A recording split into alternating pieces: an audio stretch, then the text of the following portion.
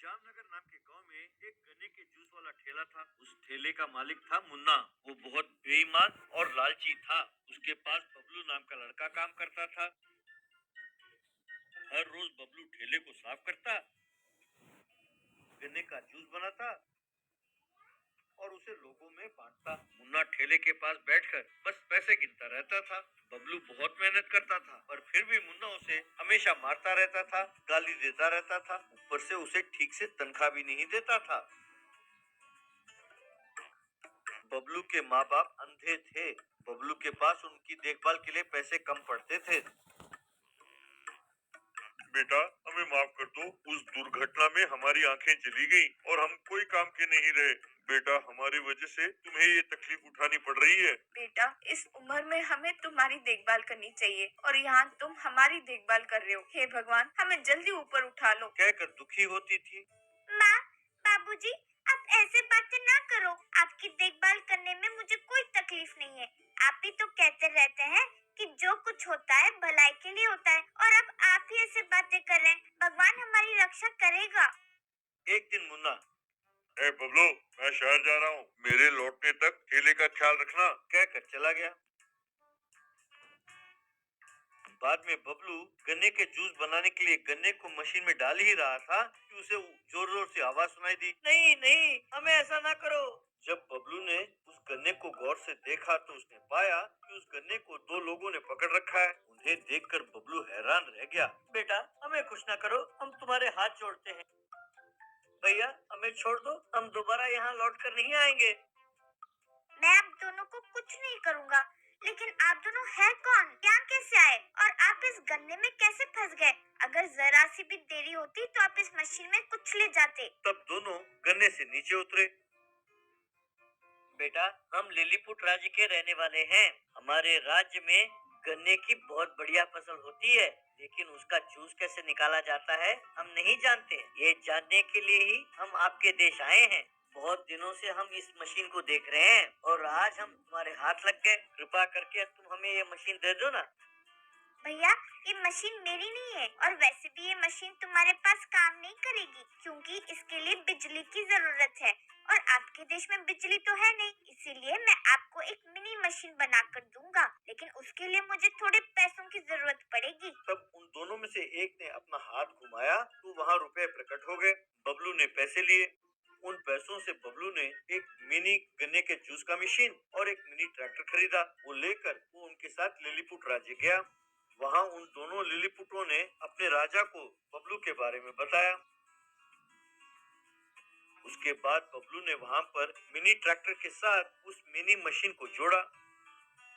तब कुछ लिलीपुटों ने मिलकर कुछ गन्ने लाकर बबलू को दिए। जैसे ही बबलू ने उस मशीन में गन्नों को रखा तो उसमें से जूस निकलने लगा।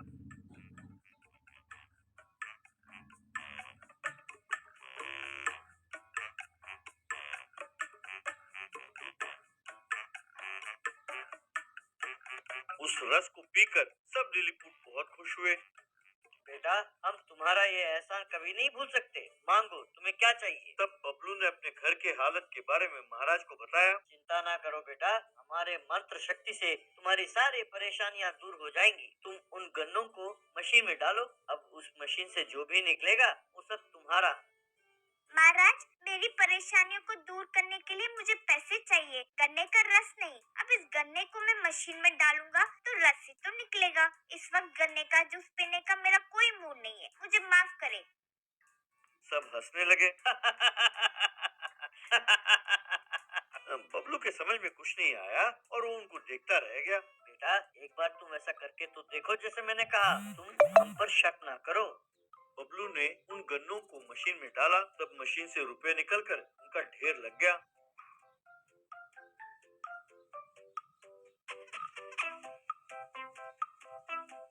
उन सारे रुपयों को बबलू ने एक बोरी में भरा और उसे लेकर चला गया। फिर उन पैसों से अपने माँ बाप की आंखों का इलाज कराया। बाकी पैसों से उसने एक बहुत बड़ा घर और एक गाड़ी खरीदा और सब खुशी खुशी रहने लगे। मिनिएचराइजेशन।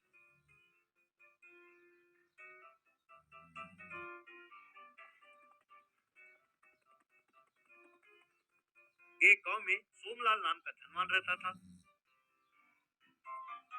उसके बेटे का नाम था रामलाल। सोमलाल के घर में जया नाम की एक काम वाली काम करती थी। उसके बेटे का नाम था रंगा, वो भी उसी घर में काम करता था। उनकी झोपड़ी सोमलाल के बंगला के पास ही था। सोमलाल अपने बेटे के लिए महंगे खिलौने लाकर देता था। रंगा उसे बड़े चाव से देखता था। रामलाल खिलौनों के साथ खेलने के बाद उसे हथौड़े से मारकर तोड़कर बहुत खुश होता था। उसके बाद उन टूटे हुए खिलौनों को दीवार के बाहर फेंक देता था। ये देखकर रंगा बहुत दुखी होता था। एक दिन रंगा, छोटे मालिक, आप यूँ अच्छे खिलौने को क्यों तोड़ते हो? ये खिलौने बहुत महंगे हैं ना। ऐसे करने से पैसे बर्बाद होते हैं ना मालिक। ऐसा करना गलत है छोटे मालिक।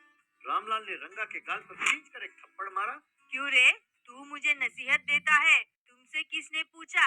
गरीब कहेंगे। हाँ, हम धनवान हैं, हमारी मर्जी। जितने खिलौने खरीदना चाहे खरीदते हैं, जितना तोड़ना है तोड़ते हैं। अगर तुम चाहो तो उन टूटे हुए खिलौनों के साथ खेलो, जाओ। लेकिन यू फालतू सलाह देने की कोई जरूरत नहीं है, कमबख्त। बेचारा रंगा उन टूटे हुए खिलौनों को लेकर अपने घर गया। फिर उन्हें ठीक करके उनके साथ खेलने लगा।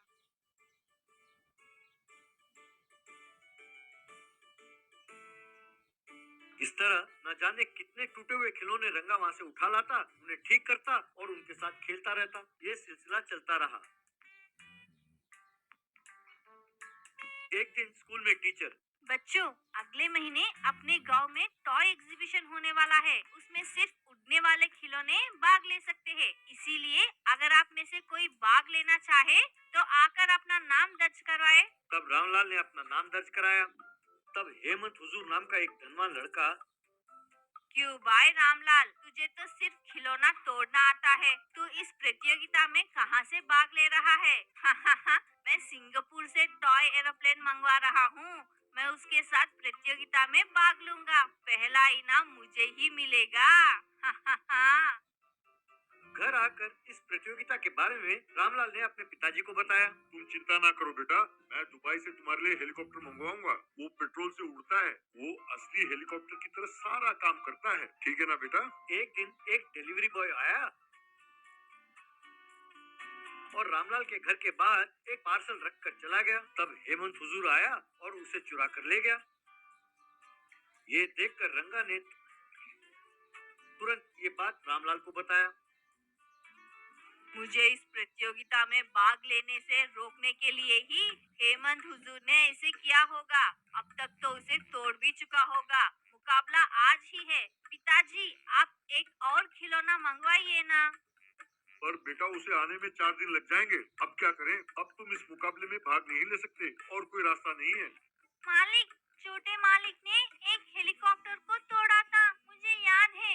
अगर आपको एतराज ना हो तो मैं उस खिलौनों को ठीक कर देता हूँ। उसे लेकर छोटे मालिक मुकाबले में भाग ले सकते हैं। ये बात सुनकर बाप बेटे दोनों मान गए। यूं सब वो टूटे हुए खिलौनों के ढेर के पास पहुंचे। वहां रंगा ने ढूंढा तो एक पुराना हेलीकॉप्टर मिला। वो उसे ठीक करने लगा तो सब उतावले होकर देख रहे थे।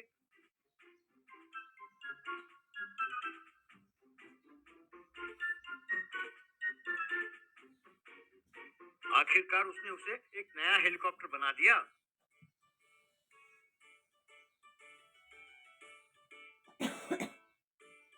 उसे हवा में उड़ाया तो सब हैरान हो गए। यूं प्रतियोगिता वाले दिन सब बच्चे अपने अपने खिलौनों को उड़ाने लगे।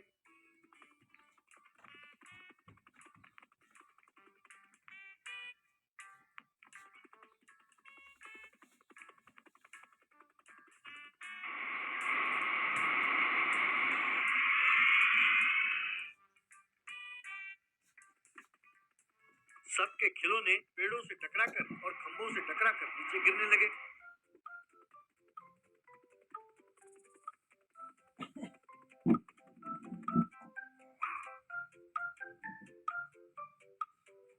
पर पर रामलाल का हेलीकॉप्टर आराम से जमीन पर उतरा।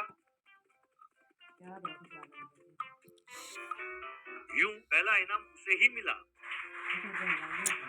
घर लौटकर रामलाल, रंगा, इतने दिन मैं खिलौनों को तोड़कर बहुत गलत काम कर रहा था, लेकिन आज तुमने ये साबित कर दिया कि टूटे हुए चीजों से भी हम विजय प्राप्त कर सकते हैं।